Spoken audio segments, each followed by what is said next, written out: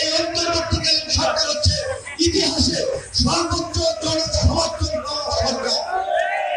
বাম, ডান, বিএনপি, জামাত সবাই মিলে সমর্থন দিয়েছে, কিন্তু এখন অনেকে খাওয়া দাওয়া চলতেছে না, বন্ধ হয়ে যাচ্ছে। কারণ অনেক জায়গায় সেনাবাহিনী দমন করতেছে, চাঁদাবাজদের, মাফিয়াদের, ধান্দাবাজদের, তাদের ধান্দা হচ্ছে না।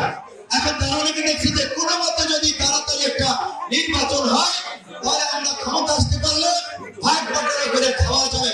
সেজন্য তারা ক্ষমতার জন্য, নির্বাচনের জন্য অস্থির হয়ে যাচ্ছে। সরকারের বিরুদ্ধে নানান ধরনের প্রোপাগান্ডা ছড়াচ্ছে, বিভ্রান্তি ছড়াচ্ছে, কিন্তু আমরা সরকারকে পরিষ্কার করে বলতে চাই, আমরা আপনাদেরকে নির্বাচনের জন্য ক্ষমতায় বসাই নাই। রাষ্ট্র সংস্কার করতে হবে, জন আকাঙ্ক্ষার বাংলাদেশ বিনির্মাণ করতে হবে।